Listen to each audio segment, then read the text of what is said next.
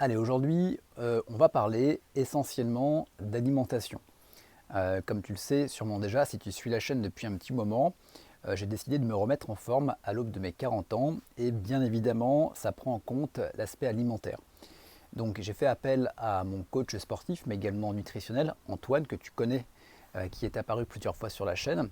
Et dans la suite de la vidéo, c'est une interview de lui d'à peu près 45 minutes où on va beaucoup échanger sur la manière de s'alimenter après 40 ans pour rester en forme. Et tu vas voir que c'est quelque chose également que tu peux mettre en place si tu as 20, si tu as 35 ans, bref, peu importe. On va casser pas mal de codes et je vais également te partager, bien évidemment, mon expérience par rapport à ça, sur comment est-ce que je me sens au niveau physique, comment ça a changé également en termes d'énergie. Bref, on va parler de ça pendant 45 minutes, on va casser pas mal de codes. Donc je t'invite également à interagir en commentaire si tu as des questions, si également il y a des choses avec lesquelles tu n'es pas d'accord, c'est parfaitement ok. Donc voilà, je te propose qu'on passe avec Antoine, c'est parti. Eh bien, Antoine, je vais avoir pas mal de questions à te poser. Simplement pour resituer un petit peu, tu me coaches au niveau musculation, mais également alimentaire depuis maintenant, je crois que c'est début juin, voire fin mai. J'ai testé pas mal de choses et forcément, avec l'expérimentation, avec les effets que j'ai pu avoir, je vais avoir quelques questions à te poser. D'ailleurs, si ceux qui regardent l'interview ont des questions à te poser, je t'invite à participer à la discussion, également dans les commentaires. Donc, avant, bien évidemment, de rentrer dans le vif du sujet, est-ce que tu peux te présenter en deux mots? Ouais, ben, je suis coach sportif personnel depuis presque 10 ans maintenant et coach en nutrition également. Ouais, Et j'ai écrit 2 livres qui sont sortis en 2024, dont un qui m'a pris 7 années d'écriture, Reborn nickel. Nutrition, et le guide des bons éléments qui est sorti quelques mois après. Ouais, Donc voilà, je vis de mon activité en ligne à travers mes services de coaching personnel, sportif et en nutrition. ok. D'ailleurs, par rapport aux documents, par rapport au livre que tu as cité, on mettra les versions light directement en description de la vidéo YouTube et puis également les versions complètes si les personnes veulent se les procurer. Euh, la raison pour laquelle j'ai voulu t'interviewer, déjà parce que tu me coaches au niveau sportif et au niveau nutrition, comme on l'a dit, mais surtout parce que tu as une philosophie de l'entraînement, mais surtout également de la nutrition qui est un petit peu à part.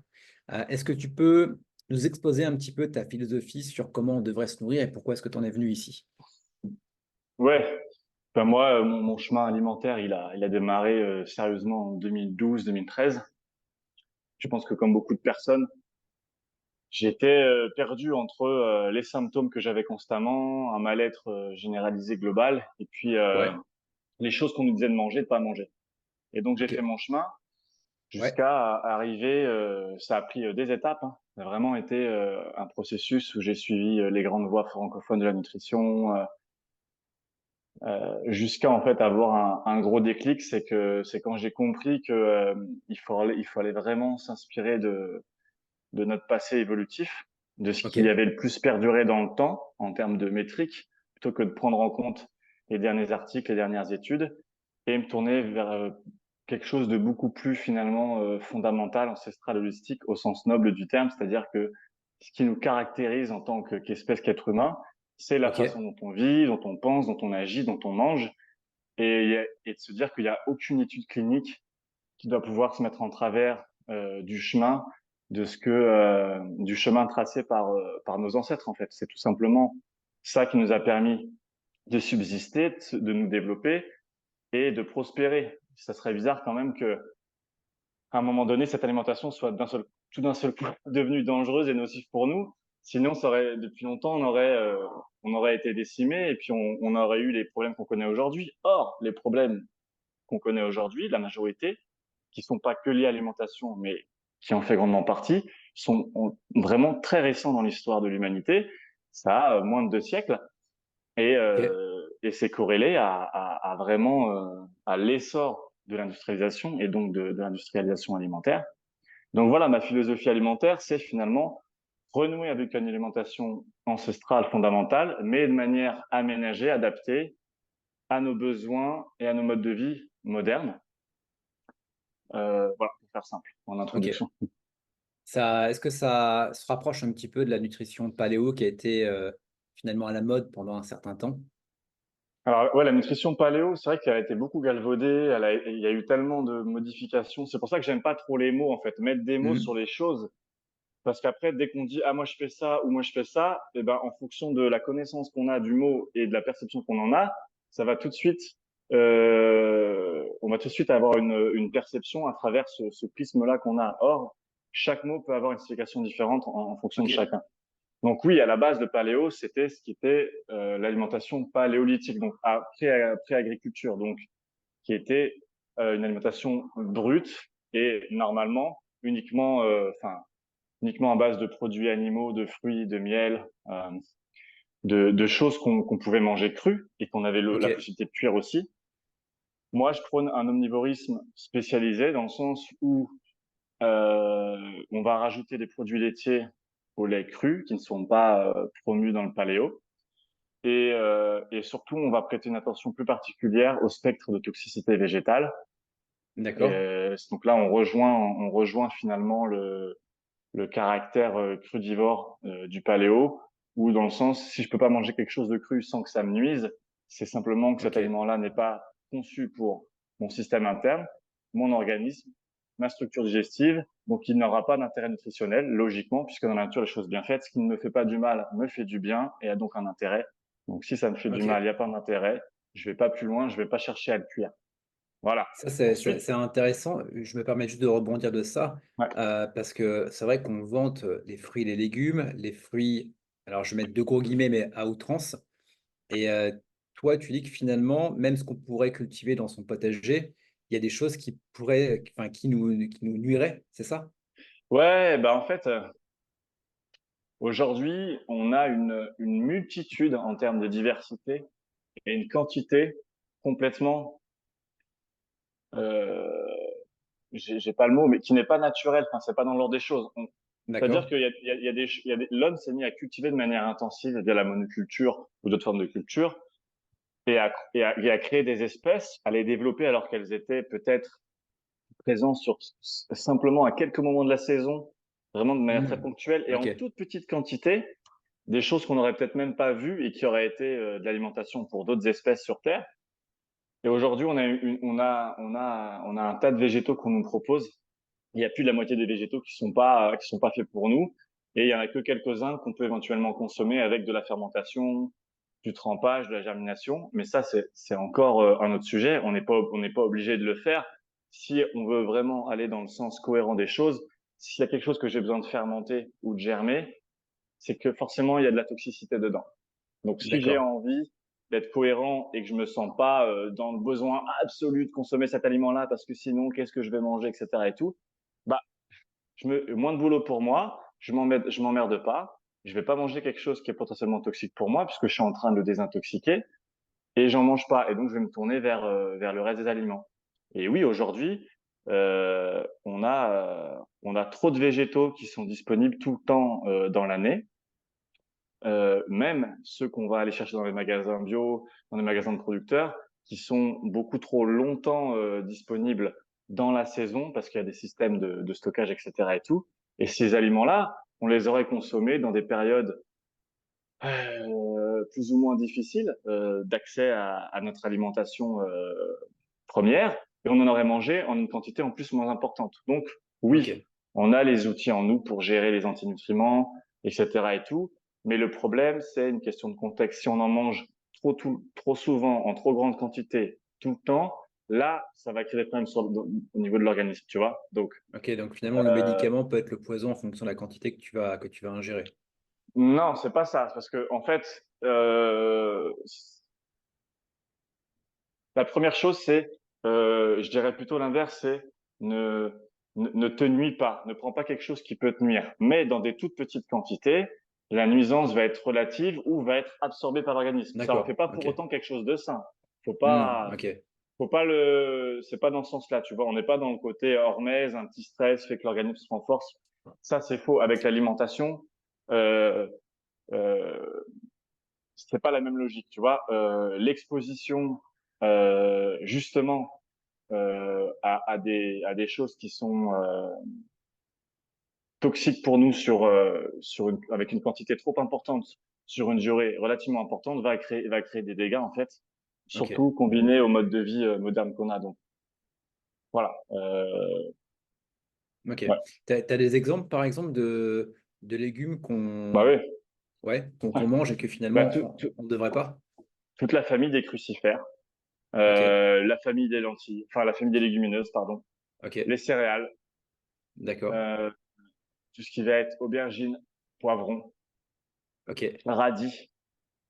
Alors ensuite, Ah, il y c'est a plein de bête que tu gens vois le qui radis vont. parce que le radis, tu le manges généralement cru. Ouais, mais mange que du radis cru toute une journée ou sur Ouais, plusieurs jours. ouais. Tu manges que ça. Tu vois ce que je veux dire? Par contre, tu manges des fruits, tu manges de la viande, tu manges des œufs, tu manges du fromage, tu manges des bons produits laitiers au lait cru. Il va pas y avoir d'incidence euh, toxique dans ton corps, tu vois. Mais je peux t'assurer que si tu manges pas de, pourquoi tu penses que on mange du beurre communément avec des radis? Parce qu'en fait, on sait que les matières grasses permettent d'améliorer la digestion du cru végétal, quand ce cru-là, en fait, D'accord. est, est toxique pour nous, dans le sens où il va être dur à digérer, tu vois. Quand quelque chose est Hmm. dur à digérer, il y a un loup quelque part. D'accord. Ok. Enlève le beurre en mangeant des radis et mange que des radis crus, sans rien avant, sans rien après. Et fais-toi une monodiète au radis pendant un jour et tu vas Ok. voir, hein. Ok. Tu Allez, comprendras. on lance le défi. Ceux qui regardent, Le faites une challenge. monodiète d'une journée de radis et dites-nous dans les commentaires comment est-ce que vous êtes senti. Mais c'est ça que j'aime bien aussi, parce que quand tu me donnais des conseils par rapport à l'alimentation, tu me disais, bah, écoute, teste, par exemple les carottes ou avec également la viande, et vois comment tu réagis et essaye d'exclure à chaque fois un aliment pour que tu aies un aliment que tu vas tester et de voir comment est-ce Oui. que tu vas réagir. Et parfois, c'est peut-être l'aliment, c'est peut-être la combinaison avec un autre aliment, et finalement, ça t'oblige à avoir conscience de ce que tu mets déjà dans ton assiette, de ce que tu manges, Mais de comment réagit ton corps. Ça, j'ai beaucoup aimé. oui, c'est ça. Il y a le pouvoir des associations aussi au niveau des macronutriments. En général, enfin, l'organisme c'est une question de quantité, mais en quantité, on va dire non négligeable, qui reste pas minime. Si on prend un repas, on va mélanger tous les macronutriments. En général, la digestion, le niveau d'énergie va être impacté par rapport à si on mange que les glucides ensemble, que des glucides avec des protéines ou que les protéines et les graisses. Quand on combine graisses et glucides ensemble, il y a toujours Ok, une énergie post-repas, une digestion qui va être moindre, qui va être impactée. Et ensuite, il y a l'association des aliments purs au niveau euh, en fait de leur association, tu vois, parce que naturellement, c'est pas des choses qu'on a été habitué à mélanger de par notre passé ok. évolutif de millions d'années. En fait, les gens parfois, ça peut leur sembler vachement fou de penser comme ça, intangible, pas cohérent ou ridicule. Mais si on prend notre évolution qui a duré des millions d'années, l'agriculture est arrivée entre 10 et 15 000 ans, d'accord? Donc c'est peanuts, c'est même pas un jour sur une année calendaire, 365 jours. Et en fait, on a été d'abord végétarien, on est passé à charognard, tout en continuant de consommer Hmm. des végétaux. Puis ensuite, on a pu devenir chasseur-cueilleur, et tout en continuant de consommer des végétaux. Et, euh, et en fait, si on prend ce parcours-là de nos ancêtres qui n'ont pas tout de suite eu les outils, puis qui ont eu les outils, avant d'avoir les outils, ils n'avaient pas de moyen de transporter les choses et de les stocker, si tu veux, dans des sacs à dos, de les ramener sur un camp. Ils Ouais, prenaient dans les mains ou ils mangeaient sur place.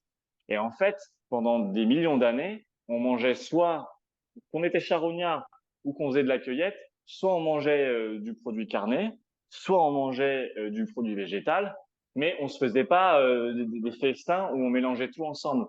ouais. C'est arrivé relativement tard quand on a pu inventer des moyens de transport, parce que pareil, les habits, les moyens de transport, c'est des choses qui sont relativement récentes. Donc en fait, pendant très longtemps, on se nourrissait sur place ou alors on ramenait une bête qu'on avait chassée, des bêtes qu'on avait chassées sur le camp. Et il suffit de regarder encore des groupes de chasseurs-cueilleurs, des peuples autochtones qui fonctionnent de cette façon-là, avec très peu de moyens de transport, de stockage, et qui finalement ont une séparation franche entre.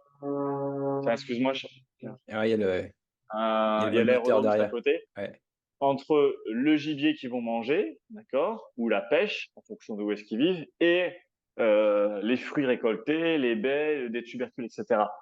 Et du coup, simplement en observant cette chose-là, on se rend compte de ça, on comprend que notre organisme, il a vécu pendant très longtemps en n'ayant pas cette association multi-macronutritionnelle à chaque plat, à chaque repas et surtout en quantité importante. Maintenant, ça veut pas dire si on mange un peu de glucides, je sais pas, un peu de riz, un peu de patates douces avec un plat constitué de graisse de protéines animales, ça va pas faire grand-chose. Mais de manière générale, si on a des bonnes plâtrées, des bons repas où on mélange tout ensemble, et pour en avoir fait l'expérience, je pense que toi aussi, je t'en avais parlé un peu, c'est un game changer. Et avec les personnes que Ouais. j'accompagne, elles sentent la différence, mais dès le premier repas, en fait.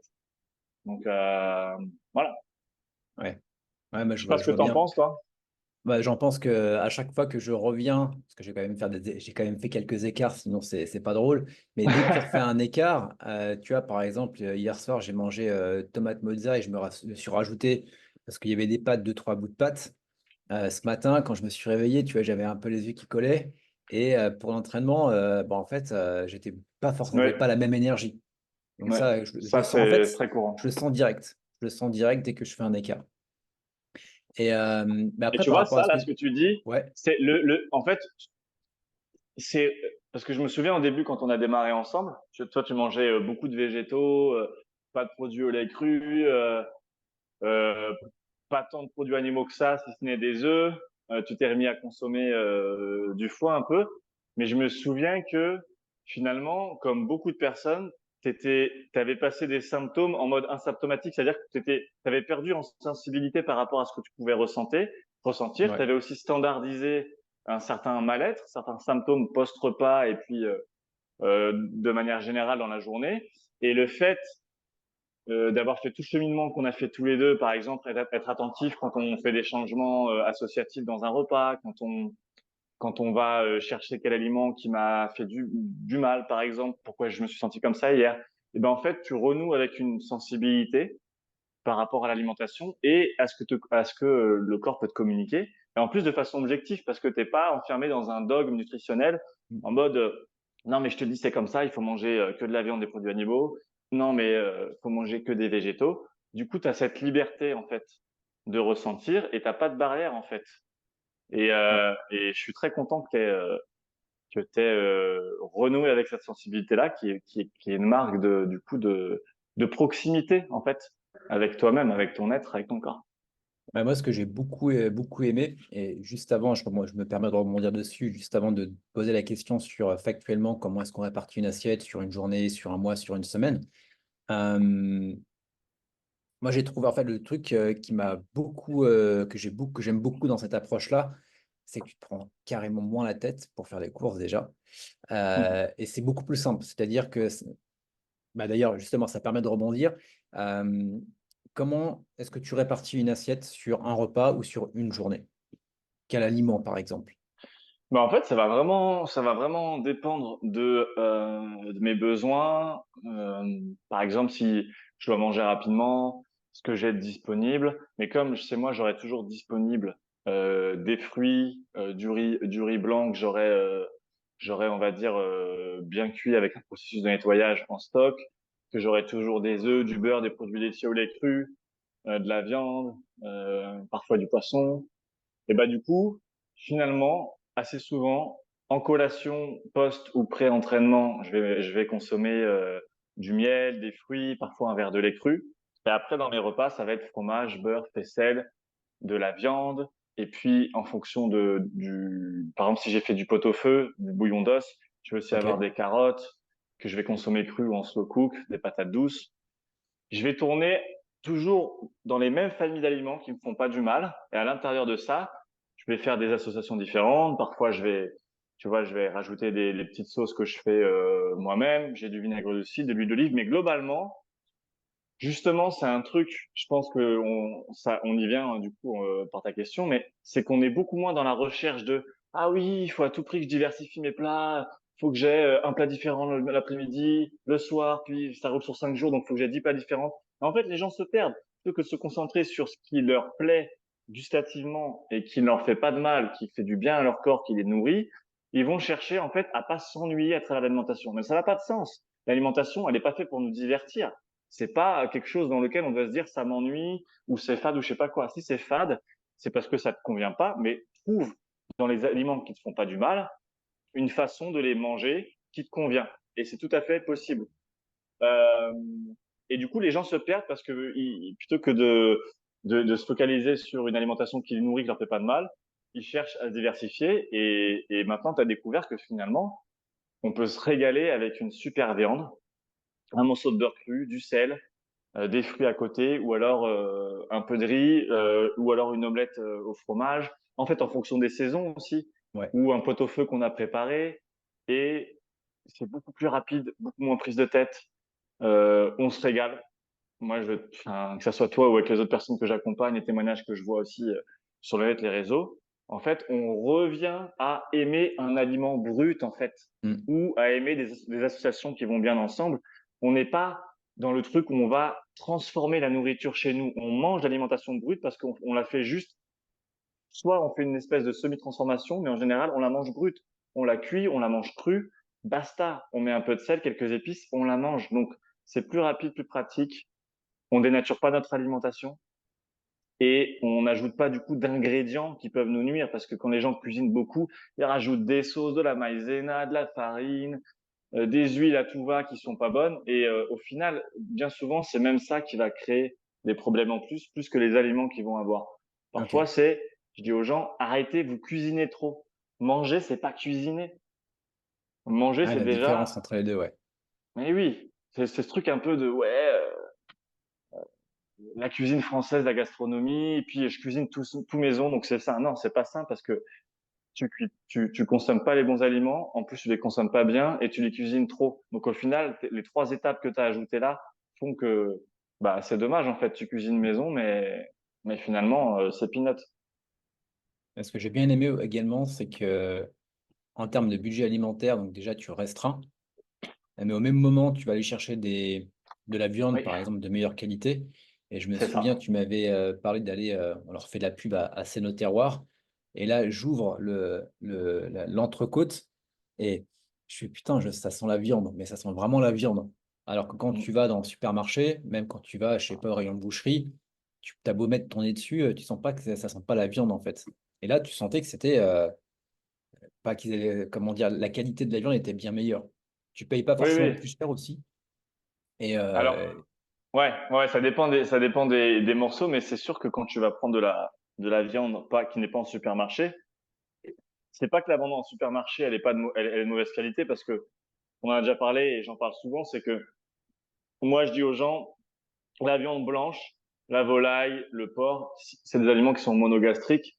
Donc s'ils n'ont pas une alimentation qui est adaptée à leur régime omnivore, propice à leur espèce, c'est une aliment, c'est de la viande qui va être malade, qui va être pro-inflammatoire parce qu'elle va être nourrie aux ok, céréales, et que du coup, comme elles sont pas faites pour manger que des céréales, et qu'elles n'ont pas la capacité, avec leur structure digestive monogastrique, de recycler les oméga 6 en oméga 3, comme les ruminants ont. Par contre, eux, ils ont la capacité parce qu'ils sont polygastriques. Et ben, cette ok, viande-là, il faut pas la consommer. Il faut prendre que de la viande blanche, de la volaille, du porc, qui a été bien nourrie. Par contre, pour la viande rouge, si on n'a pas les moyens d'acheter de la viande rouge de qualité, on peut tout à fait la prendre en supermarché. Elle sera pas nocive, elle sera juste moins nourrissante parce que il y aura moins d'oméga 3, il y aura peut-être moins d'acides aminés, mais globalement, la différence va se faire surtout au niveau de la qualité, enfin de l'apport en oméga 3, tu vois, d'accord. euh, et de certains vitamines, minéraux en termes de quantité. Mais Ok, ça, c'est important de faire la différence pour que les gens puissent jouir des bienfaits de la viande rouge, que ce soit pour le fer, pour la qualité des protéines, des acides aminés et tous les vitamines et les minéraux qui sont véhiculés. Donc, la viande rouge n'est pas une viande qui est pro-inflammatoire, c'est la viande blanche, la volaille, le porc quand ils sont mal nourris. Et ça, c'est important de le dire. Si on a la ok. possibilité, on prend de la viande fermière pour la viande de ruminant, la viande rouge, comme tu l'as fait dans le magasin de producteurs, c'est un terroir. Et sinon, on va en supermarché, on prend la viande qui rentre dans notre budget et on se fait pas de mouron. Ok. Là, tu prends à contre-pied toutes les idées reçues sur le fait que la viande rouge est finalement la plus nocive pour Ouais, nous ça c'est un et des qu'il mythes. fallait plutôt aller sur la viande blanche. Tout à fait. Ouais. La viande blanche, Ok. alors les gens, en plus, quand ils prenaient la viande blanche, ils prenaient la viande blanche maigre. Donc, en fait, c'est la pire des viandes, en fait, la moins intéressante, de la viande blanche maigre. C'est-à-dire que on a juste un peu de protéines, quelques acides aminés, on a presque rien dedans, comme vitamines et Ok. minéraux. Et alors, quand je vois les gens qui mangent de la viande blanche industrielle, c'est-à-dire qu'ils donnent pas beaucoup à leur corps, mais en plus, ils se tirent une balle dans le pied, tu vois. Ok. Pour moi, c'est au même niveau que de manger des végétaux toxiques, en fait. C'est la même D'accord. chose, en Ok. fait. C'est pas parce que je prône une alimentation euh, à base de produits animaux et de qualité, puis de fruits, de miel, de tubercules, de végétaux qui sont pas toxiques pour nous, que je vais dire bah la viande blanche, non, la viande blanche, si elle est pas bien nourrie, la viande blanche industrielle, c'est de la merde comme les végétaux qui sont toxiques pour nous. Faut les mettre dans le même panier. Donc vraiment ça c'est un truc à Ok. comprendre. Et et ouais, donc voilà, donc oui, le steak l'entrecôte que tu as ouverte, tu as dû voir en plus que la graisse était jaune. Ça, c'est Ouais. signe en fait d'une viande riche en oméga 3. Tu D'accord. vois, Ok. c'est un autre truc que ça qu'on dit pas en fait, c'est que les Ouais. oméga 3 c'est dans les végétaux. Non, les oméga 3 biodisponibles pour nous, c'est dans les produits animaux. Que ça soit les produits de la mer, que ça soit les produits animaux, en mangeant l'herbe et en ayant la capacité digestive, fermentative de digérer, les ruminants nous fournissent en fait les vitamines et les minéraux qu'il y a dans les végétaux qu'ils consomment, dans l'herbe, et nous on les récupère parce que ça va être stocké dans leur graisse quand on va les manger, tout simplement. Mais Ok. nous, on n'a pas la biochimie pour assimiler, capter les oméga 3 dans les produits végétaux. C'est juste pas fait pour nous. On a besoin d'un intermédiaire, d'un relais en Ouais. fait. C'est ce que Et j'allais ce dire. En sont les fait, ruminants. le ruminant est l'intermédiaire pour Les qu'on puisse ruminants les. Ok. ou les porcs Ouais. et les poules qui sont, du coup, qui eux sont omnivores et qui vont avoir accès à d'autres animaux qui vont manger, eux, des végétaux. Donc, ils vont récupérer les oméga 3. Tu vois un peu comment ça se fait, en fait. Ouais. Ouais. En fait, Ouais. C'est une chaîne en fait. rien C'est n'est la chaîne. perdu. Rien n'est perdu. Comme. Tout se Mm. transmet, en fait. Mm. Donc, voilà. Et pour revenir à ça, ça me rappelle quand j'étais en Thaïlande où tu allais chercher ton poulet dans la ferme d'à côté et en fait, tu choisissais ton poulet qui était en train de courir là dans le truc, qui bouffait les vers de terre. Et je me souviens la Ah première fois ouais. où j'ai mangé ce poulet-là, tu vois, c'était en soupe. Je fais, pas ça a un goût de poulet, tu vois. Et quand tu le Ouais, manges, pareil. tu as intérêt à avoir des dents bien solides parce que Ah c'est ouais, pas ouais, un truc mais, qui se dépluche. Tu sens qu'il a mais couru. moi, je le voyais, ça, quand j'allais chez ma grand-mère, à chaque vacances scolaires, rejoindre mes cousins, là, pendant toute mon enfance. Dès qu'on mangeait des poulets fermiers, donc parce qu'elle avait une amie qui avait une ferme avec des poules notamment. Mais en fait, tu avais l'impression de manger, enfin, c'était pas le même aliment, quoi. C'était autre chose, quoi. Déjà, le Ouais. poulet était beaucoup plus dense, la viande, alors, beaucoup plus de goût et beaucoup enfin, vraiment plus, plus, plus beau même, tu vois. En fait, c'est bizarre à dire, mais les pièces étaient plus belles. Les os très durs à casser, tu vois. C'était pas, Ouais. ça se cassait pas comme ça. Pareil Ouais, pour tu les voulais œufs, pas en fait. casser la, comment dire, l'articulation, c'est pas tu tirais comme Voilà. ça, c'est tu devais y Tu aller et sens que tu le faisais deux, trois fois, quoi. c'était exactement. Et donc ouais, c'est comme pour les œufs, tu vois. Tu sais qu'un œuf est bon. Si la coquille elle se casse trop facilement, si le jaune d'œuf se désolidarise du blanc d'œuf quand tu fais ton œuf au Ouais. plat, ça tu sais que c'est des signes en fait que l'œuf il est pas, enfin que la poule n'a pas une Ouais, elle est pas alimentation robuste. qui est bonne. Ouais. Ouais. De toute façon, je le vois sur certains œufs. Même quand tu fais des œufs durs, quand tu les mets dans l'eau chaude, Ah, la ça casse plupart tout de suite. ça casse tout de suite et tu as tout l'œuf qui ressort, alors que Ouais, sur parce que la des coquille est vrais. trop fine. Ouais. Et ça, je l'ai remarqué, je fais putain, c'est des œufs de merde, le truc, ça, c'est tout à déborder en fait. Et j'ai regardé, c'était pas des. Bon, j'étais un peu pressé, j'avais pas forcément pris les œufs. Toi, tu parles de la filière bleu-blanc cœur, je crois, ça va être en bleu-blanc. Ouais, c'est une valeur sûre Ouais, en supermarché, la ouais. filière bleu blanc cœur. Pour moi, c'est Mm. le seul label qui, où on peut y aller les œufs fermés. On sait que les poules vont être nourries correctement, Ouais. notamment avec des graines de lin en partie, mais c'est vraiment un label sérieux. Donc, si on peut pas avoir des œufs fermiers, euh, ouais, Ouais. faut prendre Ok. ce label. Et je vais rebondir sur une story que tu as postée il n'y a pas longtemps, où j'ai vu ton assiette, je ne sais pas si c'était ton assiette du matin ou de midi, peu importe, et j'ai vu une belle tranche de foie cru.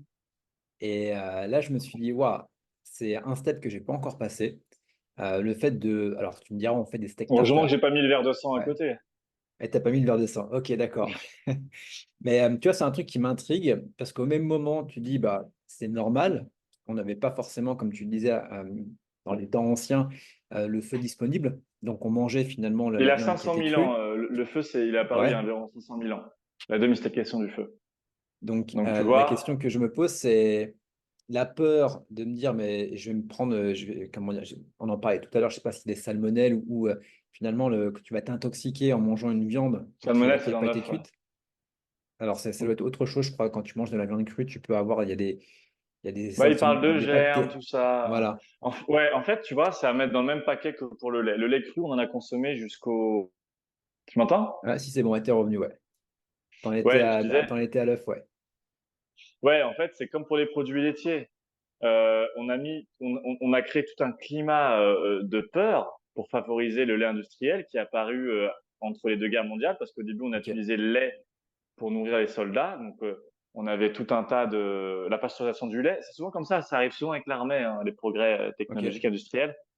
Et en fait, une fois que les guerres ont été terminées, ça a commencé entre l'entre-deux-guerres, il y avait toute une industrie, en fait, qui avait été créée, entre guillemets, pour nourrir les soldats. Et ils ont vu là une opportunité pour continuer de faire des profits et éviter de faire tomber une économie. Et en fait, ils ont, avec les années, en fait, détruit le lait cru, les produits au lait cru, en créant un contexte de peur et de danger autour de ça, simplement pour asseoir, en fait, d'accord. l'essor, la volonté de vendre des produits industriels, parce que tu peux en mettre à plâtrer, ça se stocke, ça se conserve très bien par rapport au DLC Ouais. de produits au lait cru. Et euh, euh, les œufs, il n'y a aucun problème à consommer des jaunes d'œufs crus. C'est plutôt le blanc d'œuf qui peut être un peu problématique, et encore. Et pour la viande, c'est pareil. En fait, on nous parle de germes, qu'il faut absolument cuire la viande, mais alors je vais peut-être paraître comment dire, un peu complotiste comme Vas-y, certains vas-y. aiment bien utiliser ce mot-là, mais en fait, c'est comme si on voulait nous détourner de tout ce qui était naturellement sain et bon pour nous. C'est quand même très bizarre parce que, je veux dire, on a mangé des choses crues jusqu'à il y a 500 000 ans, on mangeait des choses crues. Alors après, on va nous dire, oui, mais l'hygiène alimentaire, les abattoirs, les machins, je sais pas quoi, etc. et tout. En fait, tout ça, c'est un conditionnement. On nous met des choses dans notre tête et on n'arrive plus à passer au-dessus, en fait. Et moi, c'est pour ça que je valorise vachement l'expérimentation, le vivre. Mais allez-y, mettez les pieds dedans, vivez-le, et vous allez voir ce qui se passe. Vous allez voir comment, et à partir de là, seulement par ce mouvement physique, tangible, vous allez pouvoir créer un autre mouvement psychologique et dépasser toute cette stagnation psychologique qu'on vous a mis dans la tête et qui vous empêche d'aller plus loin, en fait. Donc, et d'ailleurs, faut que j'aille lire. On m'a envoyé un truc sur en fait le mythe des germes et autres sur Odyssée. Ok. On m'a envoyé un lien, faut que j'y aille. Mais en fait, tout ça pour dire que c'est marrant parce qu'on valorise tous les produits. Tu sais, le zéro risque, le 100% hygiène, qui serait soi-disant super bon pour nous. Alors tout ce qui a un risque potentiellement, avec quelques cas isolés, bah il faudrait plus du tout en consommer. Mais par contre, tout ce qui te détruit à moyen, long terme, à petit feu, qui fait dépérir ton organisme, vas-y, parce que de toute façon, à court terme, dans l'instant, c'est indétectable, les effets nocifs. Tu vois ce que je veux dire? C'est Ok, ça, ouais. en C'est fait, le truc qui est l'accumulation fou. de. Mais Ouais, oui, d'accord. tu vois? Et alors oui, le lait pasteurisé ne va pas tuer quelqu'un, par contre, il va créer du diabète. Oui, les huiles végétales raffinées ne vont pas tuer tuer quelqu'un ou créer un problème comme pourrait le faire, par exemple, je sais pas moi, une intoxication alimentaire. Mais par contre, ça va aussi encourager le diabète, d'autres maladies métaboliques, articulaires, etc. Pareil pour les végétaux toxiques. Mais en fait, comme c'est des problèmes qui se font en silencieux dans un certain laps de temps et qu'on ne peut Ouais, tu pas peux pas après avoir une retracer, corrélation directe entre tu ça. peux pas retracer l'origine du truc, Mm. tu vois? Tu Ok. vois, c'est, et donc, pour revenir à ce que tu me disais, oui, ce jour-là, je m'étais fait un tartare maison, donc j'avais mélangé des jaunes d'œufs avec de la viande hachée. Et puis, pourquoi même si le tartare, en plus, il est vendu dans des restaurants, pourquoi on pourrait pas le faire avec du foie, tu vois? Ouais. Ok.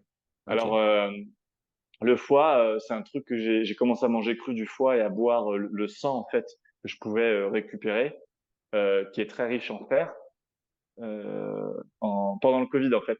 Et évidemment, j'ai D'accord. pas commencé avec les morceaux que tu as vus. J'ai commencé avec des petits morceaux. Et en termes de Ouais. digestion, en fait, c'est simple, il n'y a pas de déperdition d'énergie. Il y a aucun effet, en fait, qui se passe. Tu as l'impression que c'est comme si tu avais bu de l'eau dans le sens où il n'y a pas d'effort post-digestif, il n'y a pas de déperdition d'énergie. C'est vraiment génial, en fait. Et c'est pour ça que Donc, je il faut dis aux d'avoir une gens, progressivité. ouais, bien sûr, mais de consommer cru, c'est vraiment notre alimentation première. La vraie alimentation ancestrale, c'est de consommer cru. Ça ne veut pas dire qu'on ne peut pas manger cuit. Moi, j'aime bien manger cuit aussi. Mais il faut manger chaque jour du cru, que ce soit à travers des fruits, que ce soit à travers des produits animaux. Les produits et les crus, ce qui est merveilleux, c'est que ça facilite la consommation de produits animaux crus. Il y a tout un tas de vitamines et de minéraux qu'on va pas diminuer en fait, qu'on va pas tuer entre guillemets par la cuisson, notamment une cuisson forte. Et donc on va pouvoir en profiter, tu vois, parce que quoi qu'il arrive, la cuisson, si elle est suffisamment forte et suffisamment longue, on va quand même baisser la densité nutritionnelle de l'aliment, même s'il est bien, parce que c'est de la Ouais. cuisson. Tu fais Même chauffer, s'il y quoi. a, ouais, même s'il y a beaucoup dans les produits animaux, il y a beaucoup de nutriments, de micronutriments qui résistent à la chaleur, il n'empêche qu'on en perd en termes de quantité, tu vois. Et Ok. puis, la cuisson va quand même dénaturer partiellement l'aliment, dans le sens où au niveau des enzymes et d'autres éléments, il y a des choses qui vont se passer. Et c'est pour ça que la digestion entre un aliment animal ou végétal, cru ou cuit, change. Et donc des effets post-digestion. Donc c'est Ok. vraiment un truc que j'encourage, tu vois. C'est par exemple, tu te fais, bah, si tu as l'occasion, là, dans les jours qui viennent, tu prends de la viande hachée, tu te fais un steak tartare, du sel, du jaune d'œuf que tu mélanges, tu manges juste ça, pas de, pas de morceaux de beurre avec, tu te manges juste ça, Ouais. éventuellement Ok. quelques petites olives, un demi-avocat avec du jus de citron, euh, et puis une petite faisselle avec du miel si tu veux en dessert, mais vraiment, tu vas te sentir, enfin, énergisé, en fait, avec, Ok. Bah écoute, ouais, j'ai testé, ouais. aucun méfait digestif. Et par exemple, en plus de ça, imaginons là, moi j'aime beaucoup les basse-côtes. Est-ce que je peux par exemple me faire, bah tiens, la prochaine fois sur ma basse-côte, je vais me faire un quart cru et trois quarts cuits pour commencer Ouais, pour tester, ouais. bah complètement, complètement. Tu vois même un truc qui peut être comme ça. Tu vas cuire ton tabasco, tu te coupes un morceau, et puis pendant que ton tabasco te mange, bah tu te coupes le morceau que t'es coupé, tu te coupes en petits morceaux et tu manges cru.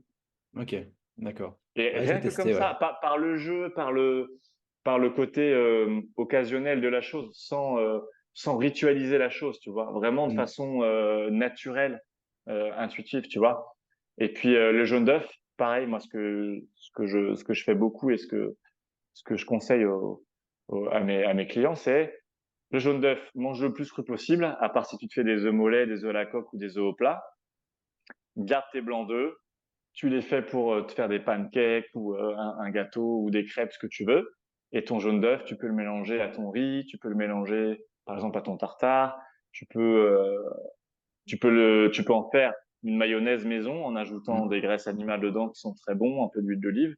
Mais, euh, mais ouais, ouais. J'ai hâte que tu me dises ce que ça donne et je pense que tu vas vraiment apprécier. Puis là, Ouais. c'est le bon moment pour toi maintenant parce que t'as quand même parcouru du chemin depuis qu'on a commencé. Et je pense que là, c'est le moment d'expérimenter ça. Parce que toi, là, ça fait du coup depuis début juin que tu consommes, à part tes écarts, des produits animaux, des fruits essentiellement, c'est ça, hein, ce Ouais, qu'on c'est avait mis ça, en ouais. place. Bah, j'ai refait quelques écarts quand même avec les barbecues, les repas de famille, etc. Mais j'ai pris l'habitude, tu vois, de manger quand même beaucoup plus de produits carnés. Également des œufs, moi j'aime bien. Alors, je sais pas pourquoi, mais les jaunes de cru, ça moi j'aime bien. Ah Le oui, goût que ça ah ouais, a. comme ma fille.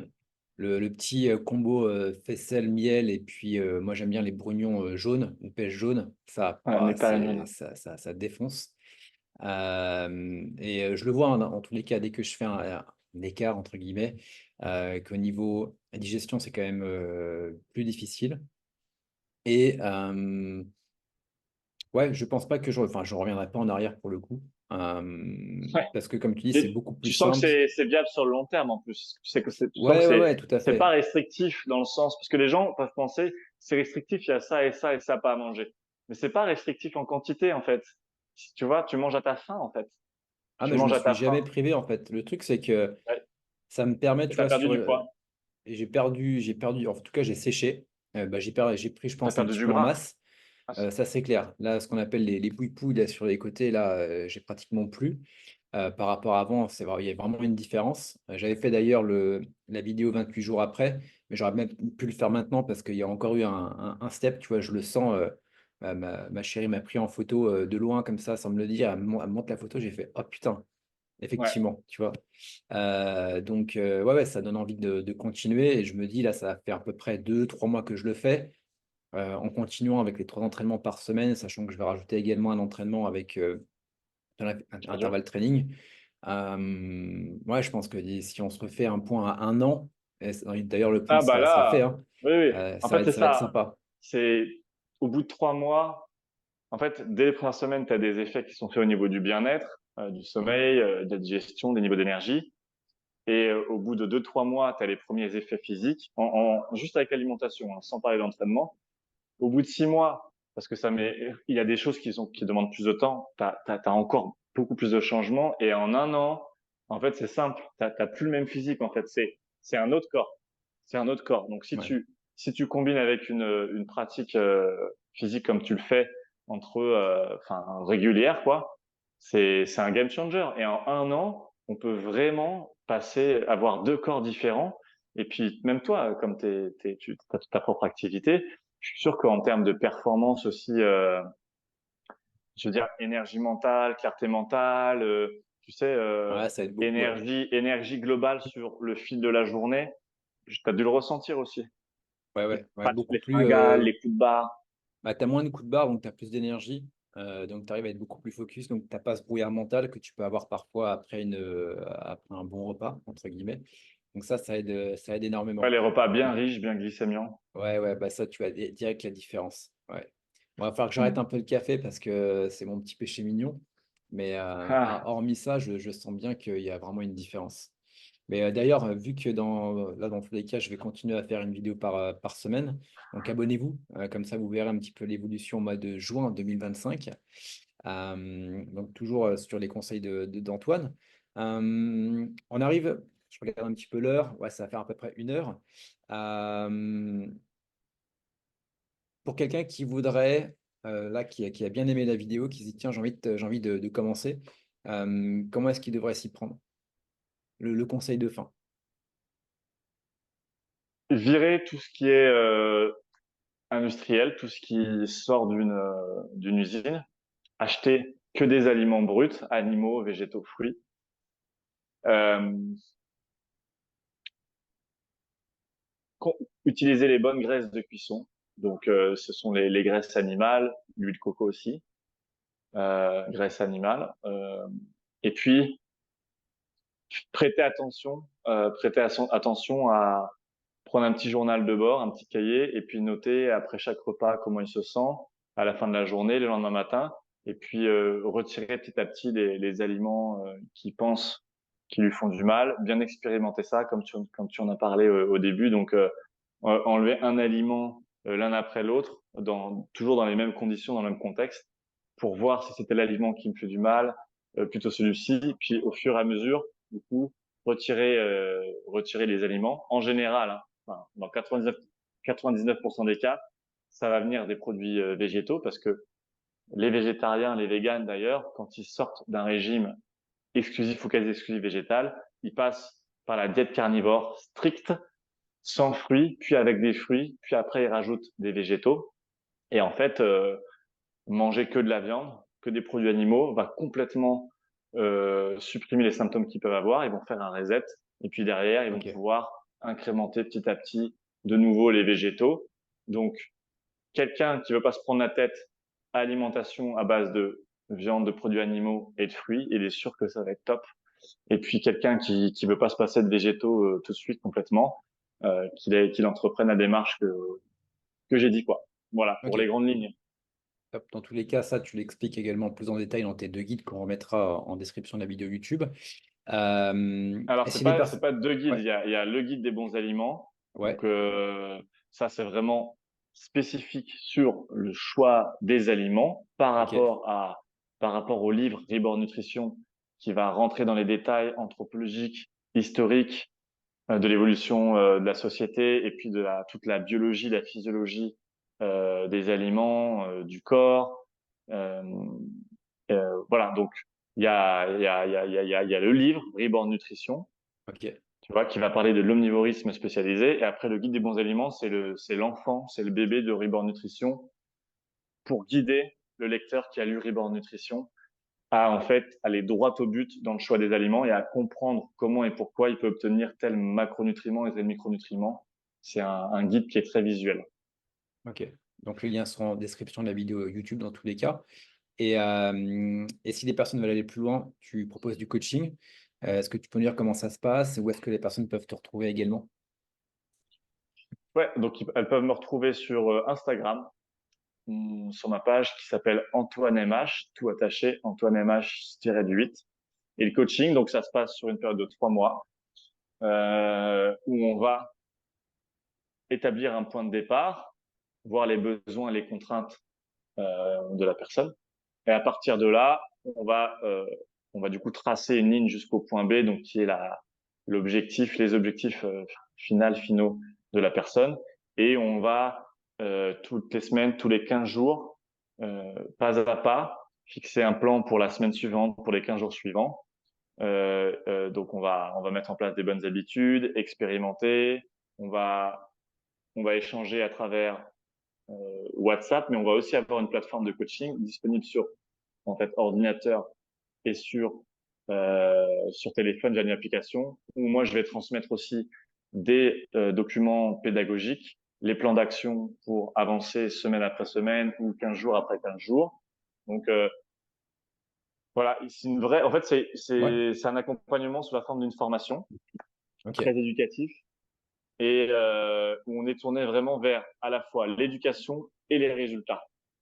OK, Et on top. avance, on avance de semaine en semaine, de 15 jours en 15 jours, en fonction de l'endroit où on se trouve dans l'accompagnement, pour arriver à la fin de la période de coaching à ce que la personne ait appris des choses, compris des choses par le vivre, par le ressenti, qu'elle ait mis en place une organisation, une structure qui répondent justement à ses objectifs, à ses besoins, et qu'elle puisse être autonome à la fin des 3 mois et pour la vie en fait.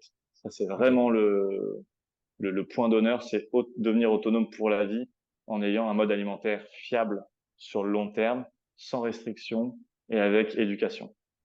OK, top. Ben, on mettra dans tous les cas tous les liens de ta chaîne YouTube également, de ton compte Instagram et si les personnes veulent te contacter en description.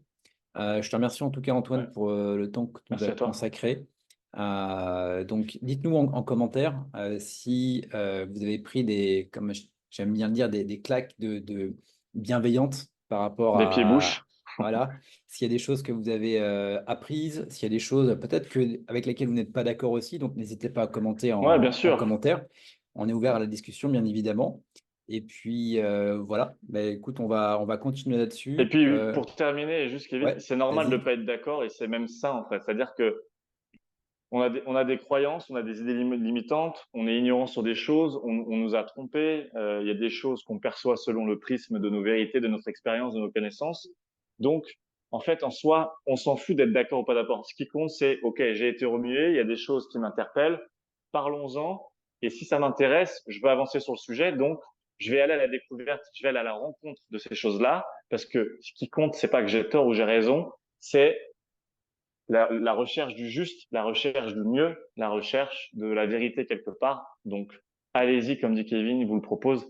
Écrivez en commentaire tout ce qui vous passe par la tête par rapport à ce qui a été dit ou à ce que ça génère en vous. Et on se fera un plaisir de vous répondre. En tout cas, moi, je vous répondrai, je prendrai bien le temps. Yes, ça marche. Bah, écoute, je te remercie en tout cas pour tous les conseils que tu as partagés. Et puis, on se retrouve bien évidemment pour de prochaines vidéos. À très vite. Salut, merci Kevin. Salut.